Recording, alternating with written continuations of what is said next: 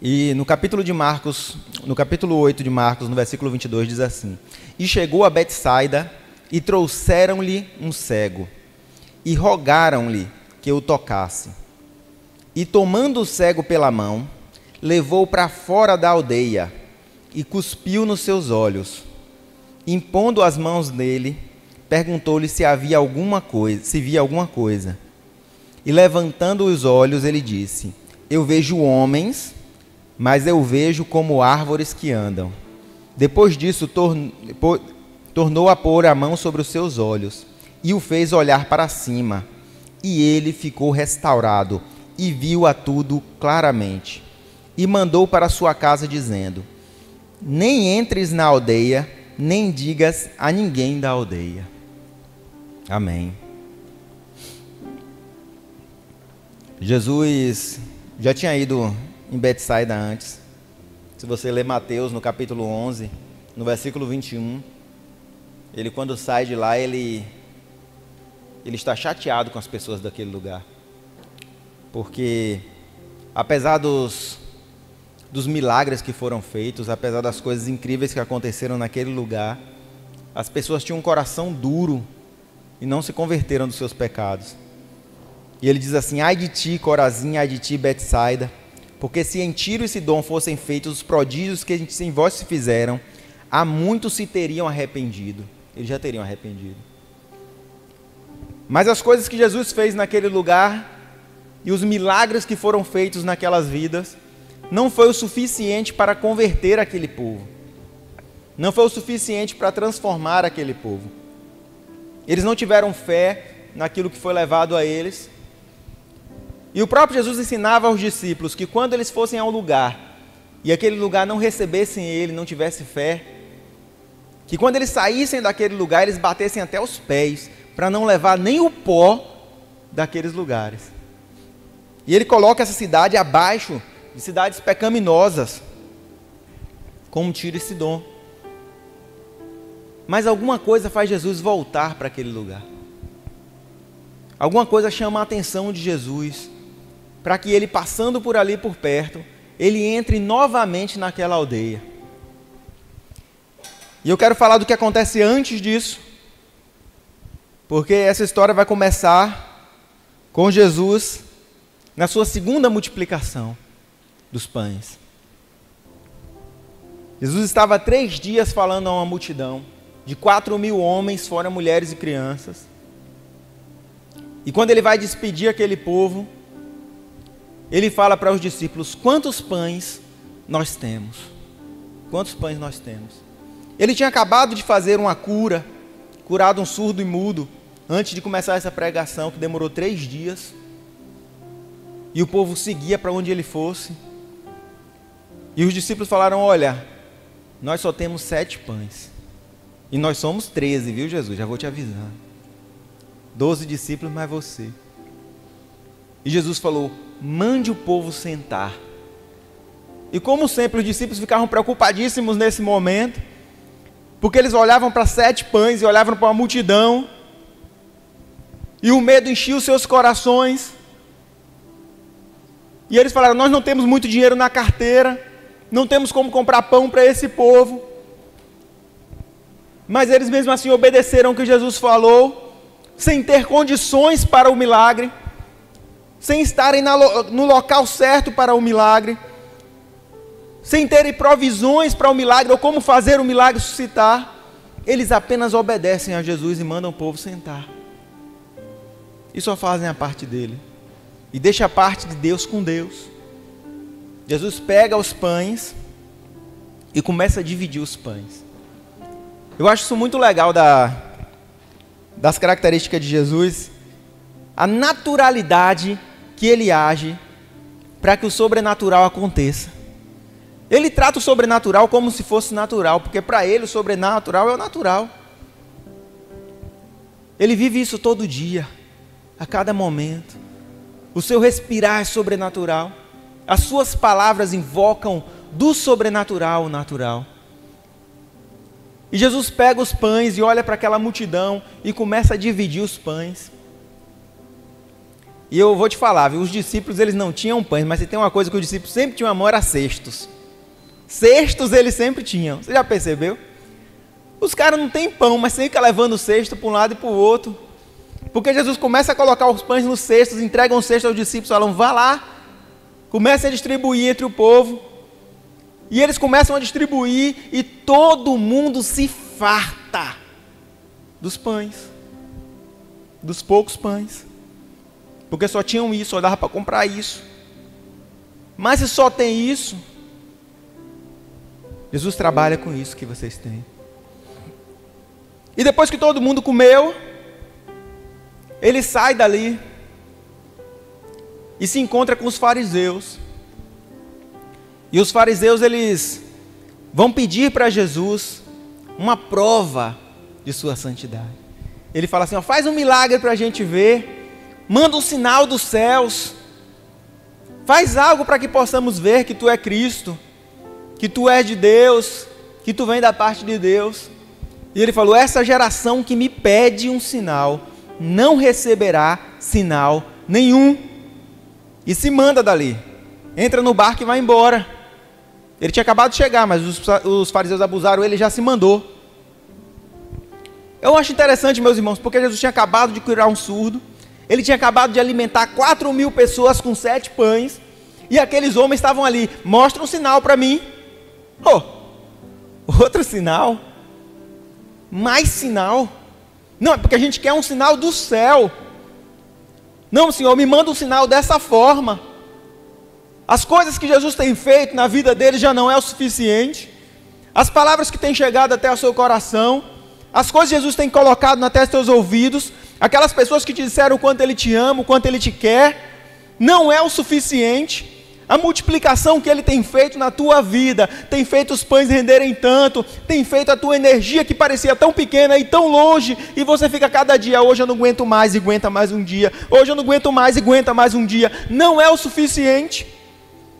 A presença do próprio Deus não é o suficiente. Mas aquele povo fala, olha, faz um sinal. E Jesus fala, eu não vou fazer sinal nenhum para vocês.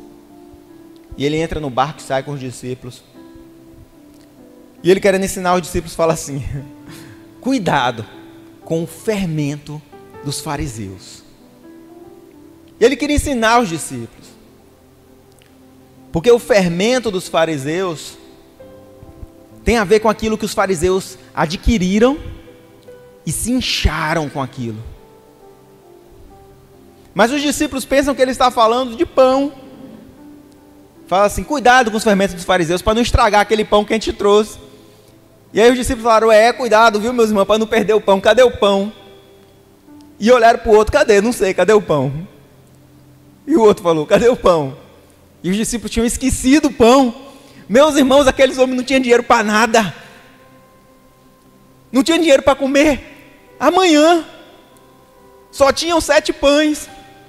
E os 7 pães Deus multiplicou e alimentou todo mundo e sobrou 7 cestos. E eles esqueceram os 7 cestos e estavam agora sem nem os 7 pães. No meio da fartura, eles esqueceram os 7 cestos e os discípulos começaram a discutir entre eles. A culpa foi tua, Pedro. Não, a culpa foi tua.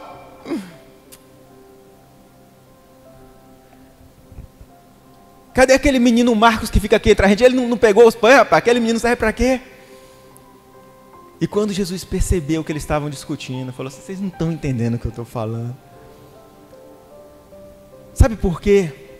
Vamos fazer umas contas aqui. Quantos pães vocês tinham na primeira multiplicação? 5. E quantos homens eram? 5.000. Então eram 1.000 homens para cada pão, não é? É. E eu multipliquei. E quantos cestos sobraram? 12. Pronto. 5 pães, divide para 5.000 homens e sobra 12 cestos. Essa é a conta de Jesus. Aí Jesus fala, e agora, quantos homens eram? 4.000, ó que bom, era menos pessoas para comer. Né? E quantos pães nós tínhamos? 7, então ainda tinha mais comida. Eram menos pessoas e mais comida. Ó, Se 5 pães alimentou 5.000, 7 para 4.000 está fácil. E quantos cestos sobraram? Eles falaram 7. Sobraram menos. Quer dizer que tinha menos comida e comeu mais gente, mas sobrou mais. Agora tem mais comida e menos pessoas, sobra menos. Vocês entendem a minha matemática? Vocês entendem que esse conhecimento de vocês não serve de nada? Vocês entendem que essa sensação, esse sentimento que vocês levam com vocês não adianta de coisa alguma? Que a preocupação com o que irão de comer, o que irão de vestir não faz sentido para mim? Era Deus que estava ali com eles, meus irmãos. É Deus que está aqui conosco.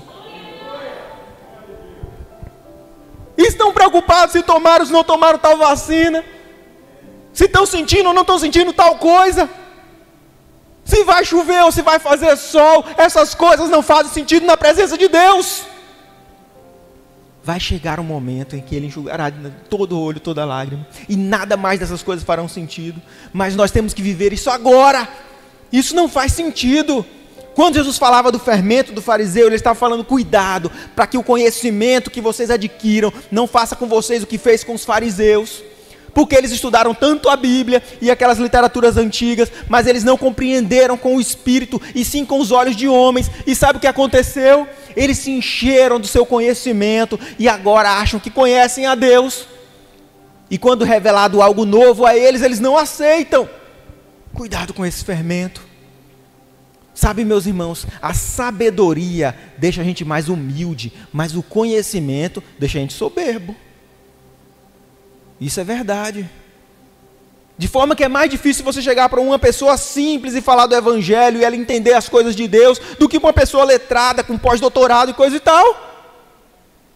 Porque ele está tão cheio do fermento, do conhecimento. Inflou. Igual o fermento faz com a massa. Ela não muda a química da massa, mas ela muda a sua característica física. Em essência é a mesma massa, só está inflada. Ele diz: cuidado com esse fermento. Então ele para em Betsaida, que os discípulos acharam que ele não ia parar lá novamente. E ele adentra a cidade. E quando ele faz isso, ele não faz isso para falar com a cidade. Ele não tem algumas pessoas para pregar. Jesus faz isso por amor a uma vida que estava ali dentro. Tinha uma pessoa ali dentro que ele se importava, filho dele. E ele é capaz de mudar o destino das coisas. Ele é capaz de virar o seu caminho. Ele é capaz de atravessar o mar para falar com o filho, para falar algo que alguém precisa ouvir, para sustentar alguém, para dar força a alguém, por amor. Jesus teria morrido se fosse só por você. Ele foi capaz de abrir mão de sua glória por você. Ele adentra a cidade e as pessoas vão até ele. Aquelas mesmas pessoas que não aceitaram estão trazendo um cego e pedem a Jesus: olha, bota a mão sobre esse daqui, cura esse daqui. Tem algo diferente nisso aí. Não pareciam que eram amigos dele. Não pareciam que eram pessoas que acreditavam que Jesus era o Senhor. Dá a impressão que eles estão gozando, escarnecendo daquele homem. E falando: olha, bota a mão sobre esse, cura esse daí, pelo amor de Deus, tira esse homem daqui. Entregam a Jesus. E Jesus não o cura na frente daqueles homens. Mas a palavra de Deus diz que Jesus pega aquele homem pela mão e o leva para fora da cidade.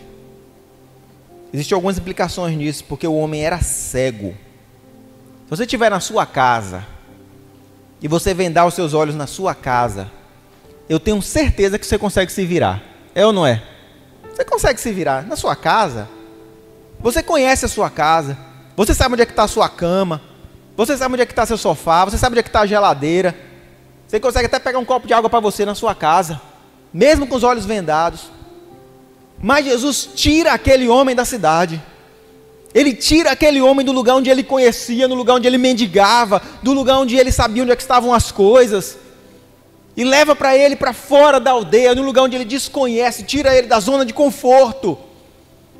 Jesus tinha poder para curá-lo imediatamente. Jesus podia no estalar de dedos fazer com que ele veja.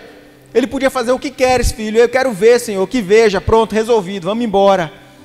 Mas Jesus tira ele da cidade, e ele sai da sua zona de conforto. Ele não sabe voltar para onde ele estava. Ele agora está no meio do mato, e se soltarem ele ali, ele não tem mais nada. E um homem cego no meio do mato, meus irmãos, que chance esse homem tem de sobreviver? Nenhuma. Jesus o coloca numa situação de vulnerabilidade, e quem faz isso é Jesus. E prolonga o sofrimento, a agonia e a dor daquele homem. E por quê?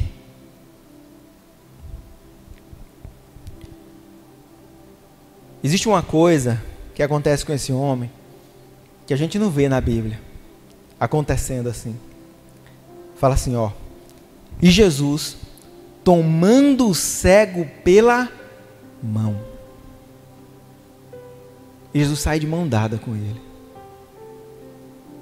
Se não fosse a situação de vulnerabilidade dele, se não fosse a cegueira, se não fosse a fraqueza e a humilhação daquele homem, ele não teria tido a oportunidade de andar de mãos dadas com Jesus.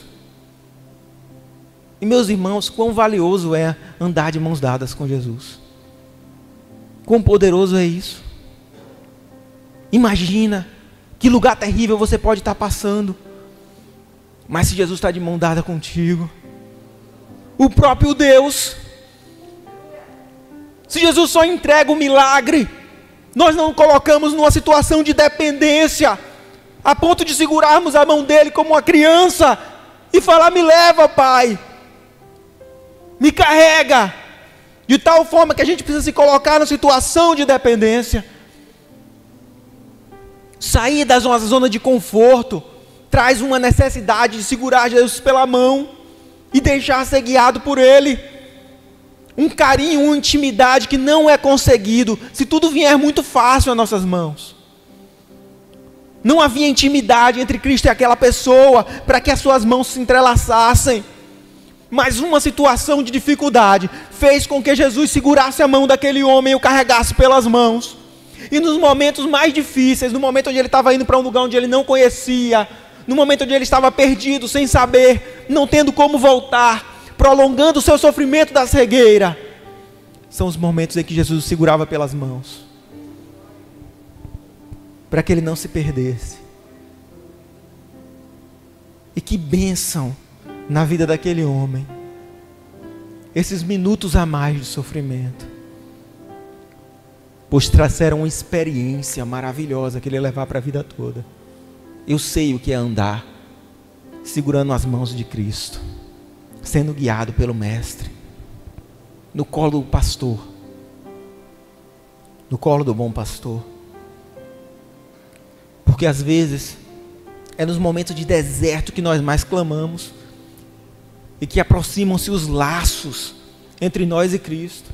É nos momentos de dificuldade que nós mais buscamos, e é nesse momento que nós temos mais intimidade com Ele. É nos momentos de provação e de desespero que Ele está ali ao nosso lado, e nós o abraçamos, e nós repousamos o nosso rosto nos ombros dEle, e nós deitamos em seu colo, e Ele cuida de nós, e nós deixamos ser cuidados pela uma situação de fragilidade, que se estivesse tudo bem, nós não deixaríamos que Ele cuidasse.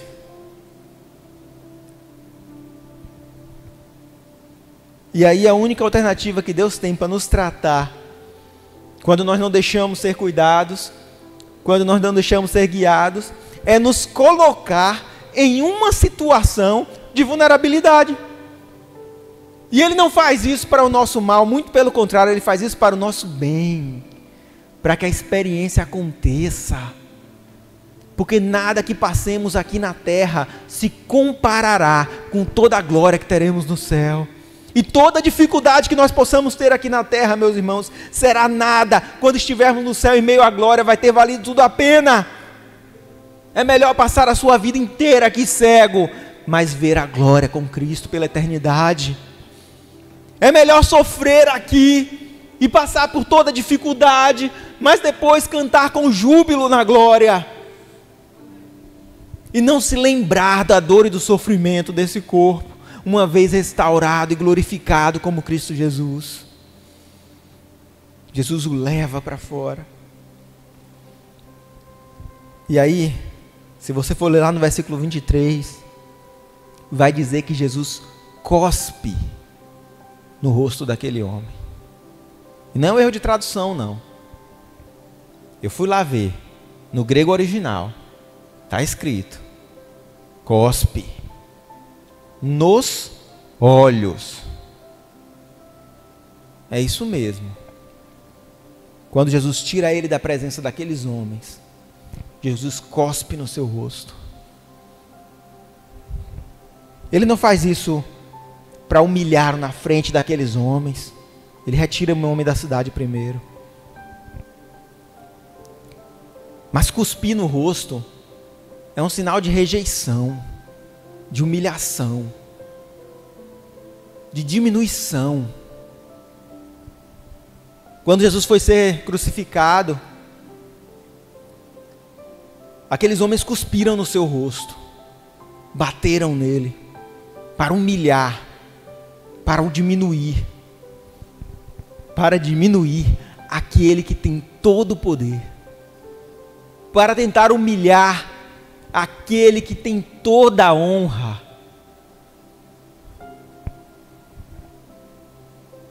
Jesus deve ser tipo uma nota de 100 amassada, não perde o valor de jeito nenhum. Mas ele cospe naquele homem. E já não bastasse ter saído da sua zona de conforto, não bastava ter prolongado o seu sofrimento, agora ele também é humilhado. Mas sabe, meus irmãos, às vezes a humilhação, a dor, o sofrimento fazem parte da cura. Deus não humilhou na frente daqueles homens, Ele tirou da cidade ele. E agora, no íntimo com Jesus, ele tem que se humilhar. Tem gente que é tão cabeça dura que não aceita essa humilhação. Então ele não pode atingir a cura. Ele não aceita ser humilhado, ser rebaixado, nem na frente de Deus. Não, eu sou isso tudo. Sabe o que é isso? É o fermento do fariseu, que inflou a massa, que se esqueceu que era pão asmo. E ele fala, eu não posso passar por isso, que Deus é esse que permite que eu passe por tal coisa, eu estou sendo humilhado. Olha, eu tinha isso e isso e agora estou aqui na pior. Olha, eu conseguia correr uma maratona e agora estou debilitado numa cama. Eu não aceito um Deus que faz isso comigo. E não aceita se diminuir na presença de Deus. E não pode atingir a cura. Lembra de Naamã? Ele fala para Naamã, ó Naamã, vai ali no rio, pula 7 vezes, viu? E já dá as costas e vai embora. E Naamã fala assim, eu sou cheio de honra, eu pensei que o profeta ia sair e dar glória a Deus pela minha presença, que ele ia me presentear e receber os meus presentes. Eu pensei que ele ia colocar a mão sobre mim e descer um óleo ungido, e ele ia pregar e orar, e os céus se abririam, a luz cairia sobre a minha cabeça, onde cantaria, oh! E eu seria restaurado, porque eu sou tudo isso, eu sou capitão, respeita. Aí ele falou, vai, pula ali naquele rio 7 vezes, de onde eu vim os rios são melhores do que esse, Olha, o povo tem mais conhecimento, os médicos são melhores, as pessoas falam melhor, os músicos cantam melhor, os pregadores pregam melhor de onde eu vim. Quem é ele? Quem ele acha que é para falar assim comigo? Aí chegou um dos servos de Naamã e fez igual quando o bolo está crescendo e alguém fura antes da hora que o bolo diminui de novo, assim, sabe? Fala: Senhor, se ele te pedisse algo difícil, tu não faria? Mas não tem a ver com a dificuldade de mergulhar 7 vezes. Tem a ver com a dificuldade de se expor, de tirar a armadura e mostrar a lepra, de descer do salto, de se permitir humilhar, de se permitir ser cuspido na cara e entregar o outro lado para receber a cura. É difícil, né, meus irmãos? Eu imagino para Jesus. Jesus, ele viu o sol nascer, ele viu as estrelas se formarem, ele conhece elas pelo nome.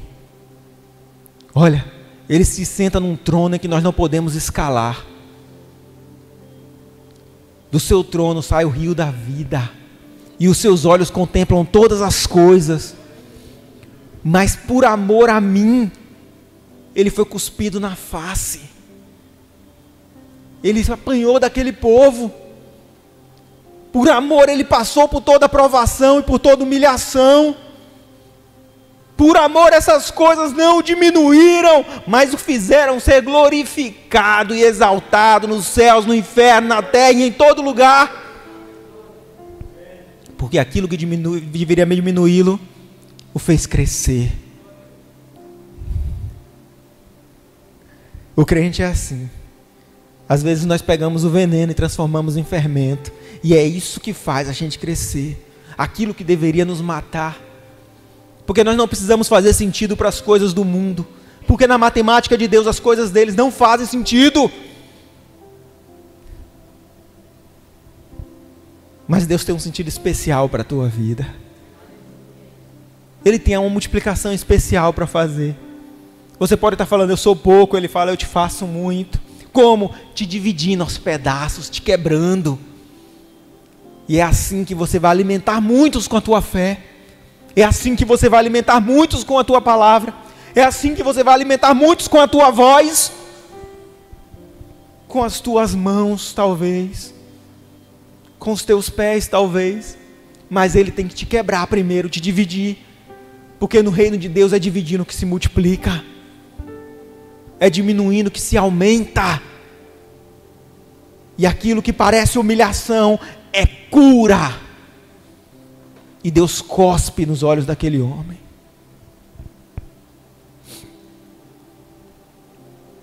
E ele passa a mão. E ele pergunta para o homem assim: você consegue ver alguma coisa? Pode ver se não está assim no texto. Você viu alguma coisa? E o homem fala: vi. Eu vejo os homens passando, mas eu os vejo como árvores andando. Meus irmãos, para quem é cego, ter virado míope, é lucro ou não é? É lucro. É ou não é? A partir daí um óculos resolve. A partir daí um tratamento resolve. A partir daí dá para se virar. Dá ou não dá? Até porque a pergunta de Jesus para aquele homem foi: você consegue ver alguma coisa? Sim, alguma coisa eu vejo. Mas ainda não chegou à perfeição. Ainda não está perfeito. E depois que aquele homem fala assim, ele fala: olha, mas eu estou vendo os homens como árvores que andam. Olha, meus irmãos, isso que ele está falando fala muito sobre ele. Parece aqueles testes que tem, que você mostra aquelas figuras borradas com os dois lados igual assim, pergunta para a pessoa: o que é que você vê aqui? E uma fala: eu vejo a borboleta. Hoje eu falo: eu vejo uma arma. E aí você toma logo um susto, né? Acontece que aquele homem estava com uma forte miopia. e ele via as coisas embaçadas, e ele poderia dizer: eu vejo os homens, mas eu não estou vendo eles em perfeito estado. Não. Ele diz que ele vê os homens como árvores que andam. Ele dá àqueles outros homens que ele vê um status de altitude maior do que ele, como alguém que olha de baixo para cima, que era como ele estava acostumado a olhar. O fato dele reconhecer homens e árvores mostra que ele já viu em algum momento da sua vida, e que ele teve alguma doença que fez com que seus olhos perdessem a visão. Dá a entender que isso não aconteceu rapidamente. Dá a entender que ele foi se degenerando até chegar naquele ponto. E logo mais Jesus vai falar sobre isso na vida dele. E ele diz: eu os vejo como árvores altos, grandes, que não dá para ver o topo, embaçados, andando de um lado para o outro. No meio disso eu me sinto perdido, me sinto pequeno. É assim que eu vejo, mas sim, eu vejo alguma coisa. E dá para viver desse jeito. Eu não vou mais me bater nos lugares quando andar. Eu agora posso ver os caminhos. Se eu chegar bem pertinho, talvez eu possa contar o dinheiro. E para muitas pessoas o milagre termina aí. Não porque Deus faz meio milagres, ou porque Jesus faz meio milagres. Porque a ação de Deus tem que continuar, mas nós paramos. Nós aceitamos. Nós dizemos: sim, eu vejo, agora eu vejo. Nossa, que legal. Ainda não está pronto, ainda não está perfeito. Mas Jesus propositalmente faz em duas partes, para que ele diga como ele se sente perante os outros, para que ele fale como ele é pequeno. Eu vejo, Senhor, mas eles são como árvores perto de mim. Eu vejo, Senhor, mas meus olhos não discernem claramente. E a visão limitada limita a gente de tantas formas, meus irmãos. Eu me lembro de Geazi. Ele consegue ver os cavalos e cavaleiros do inimigo, mas não podem ver o exército celestial. E ele se tremece, fica morrendo de medo. E ele fala: olha, nós estamos cercados.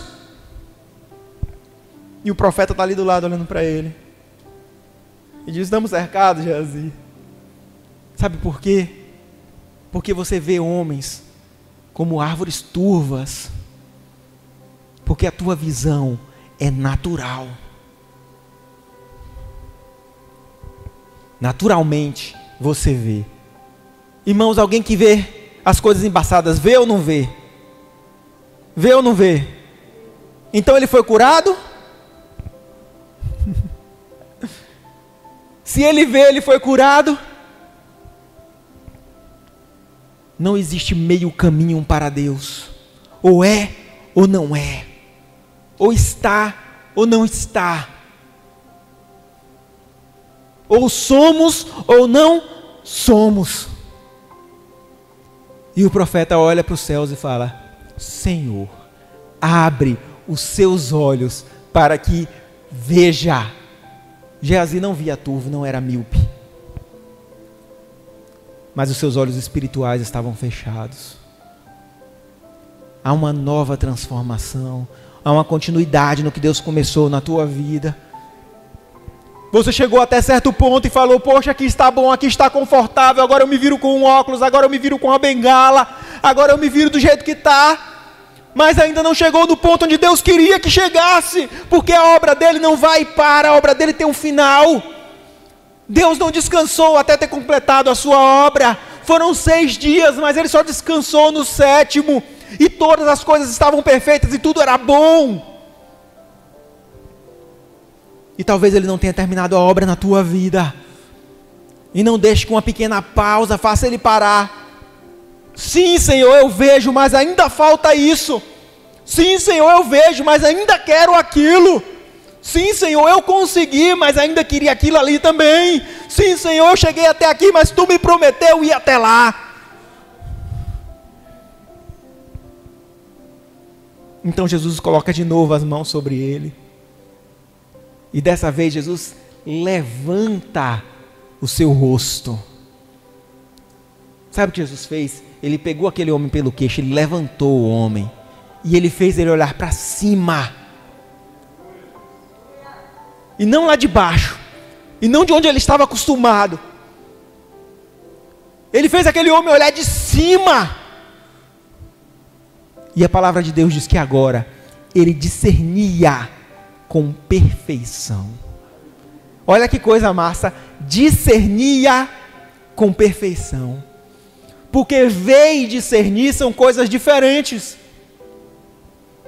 Se você vê, você ainda pode cair, você ainda pode tropeçar, você ainda pode ser enganado, mas quando você discerne, aí você separa o que é bom e o que é ruim. E viu a todos claramente, claramente.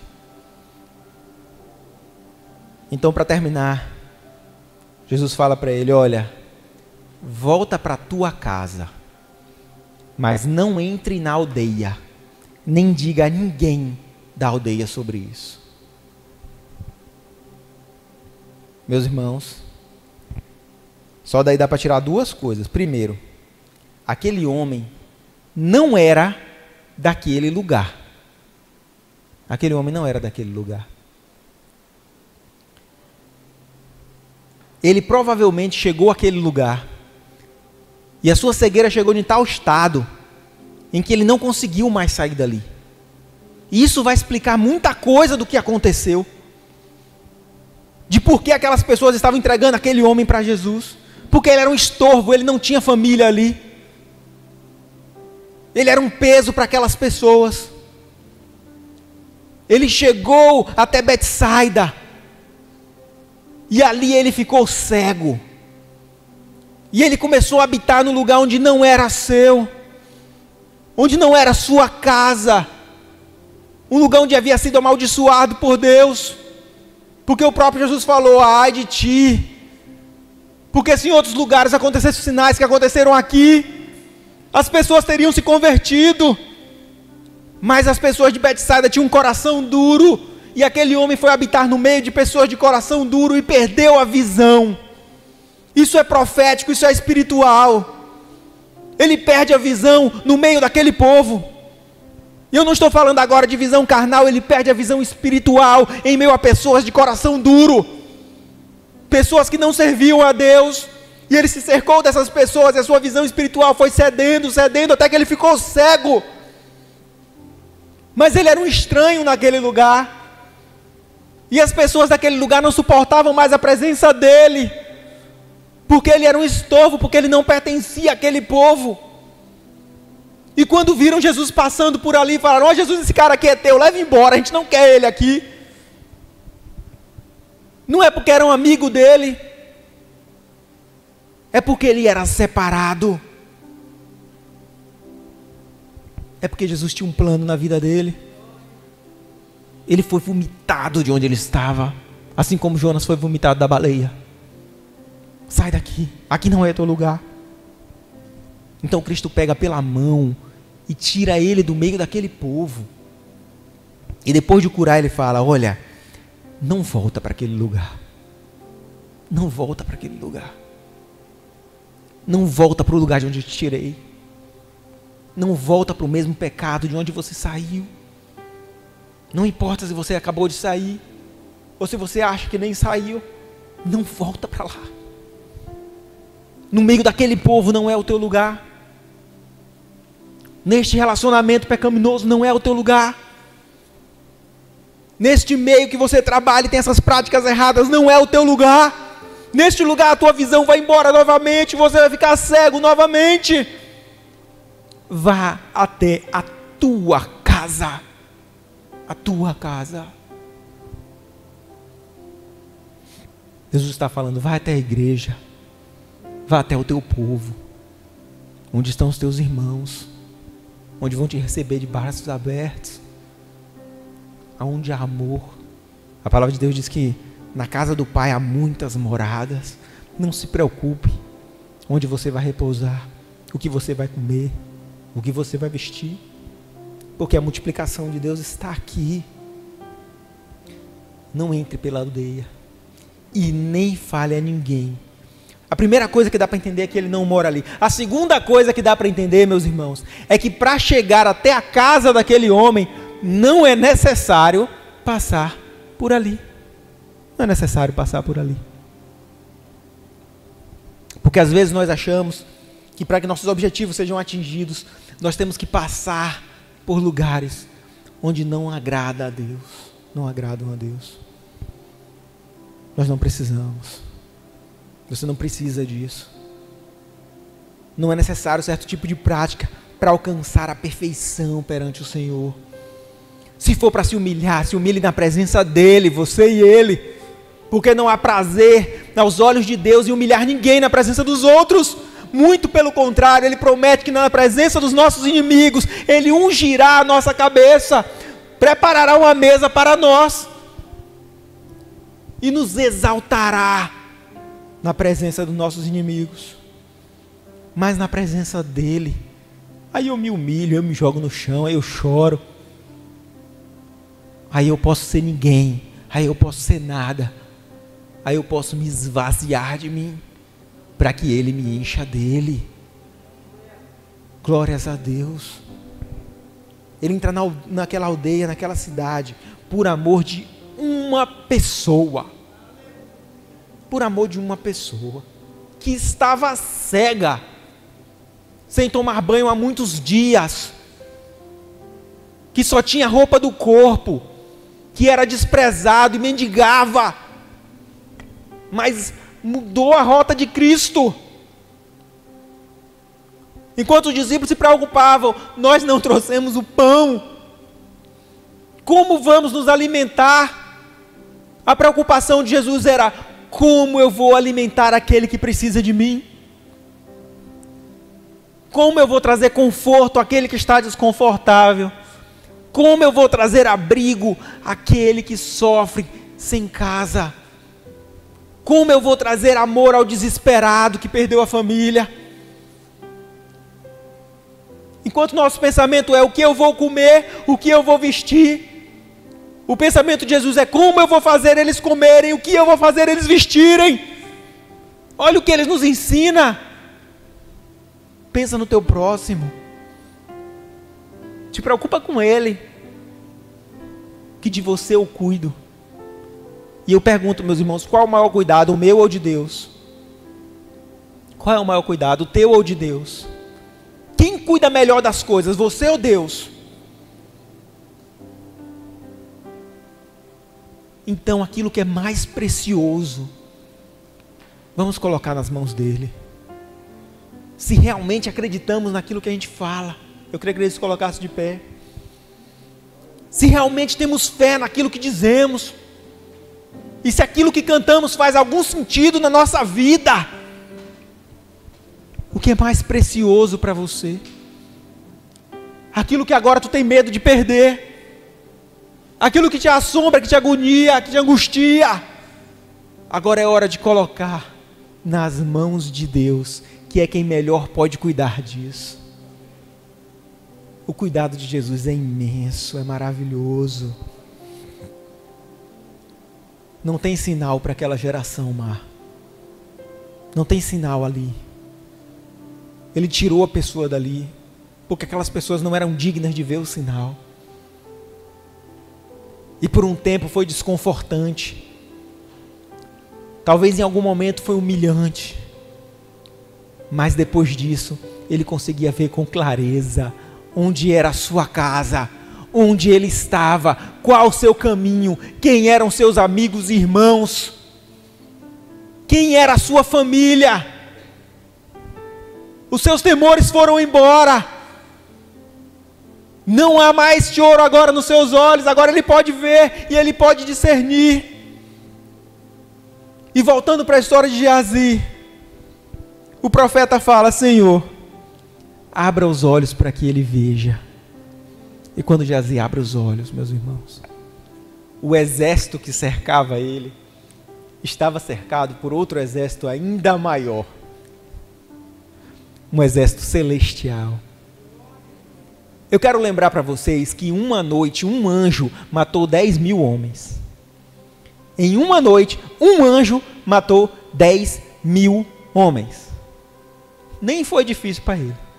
Mas ao redor daquele exército, tinha um exército de anjos. Não vai nem para começar a luta. E o profeta estava rodeado de seus adversários. Mas os seus adversários estavam rodeados do exército espiritual.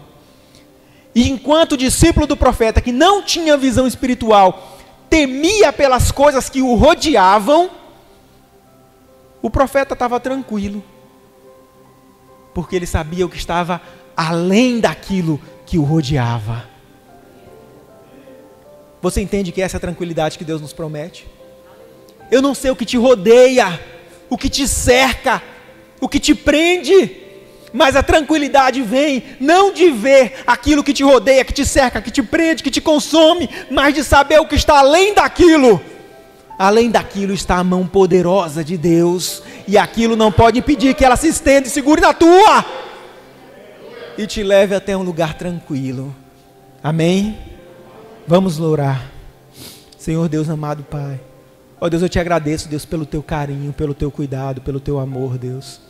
Ó Deus, livra-nos, Pai, do fermento dos fariseus, Pai. Ó Deus, que o conhecimento na nossa vida não possa superar a sabedoria. Ó Deus, porque o conhecimento pode trazer, Deus, um crescimento errado, Pai, mas a sabedoria trará humildade a nós, Pai. Ó Deus, estaremos sempre procurando te conhecer mais, Deus. Ó Deus, saber, Pai, que somos pequenos e que precisamos da tua ação, Pai. Ó Deus, mas vem agora com amor, Deus, revelar a nós aquilo que está oculto, Pai. Ó Deus, que aquilo que nos traz medo não é nada comparado àquele que nos trouxe a vida, Pai. Ó Deus, aquilo, Pai, que nos traz medo, Pai, não é nada comparado àquilo que nos traz esperança, Deus. Ó Deus, e que nada desse tempo pode se comparar com a tua glória, Pai. Vem agora e nos enche de paz, tranquilidade e alegria em nome de Jesus. Amém. Amém.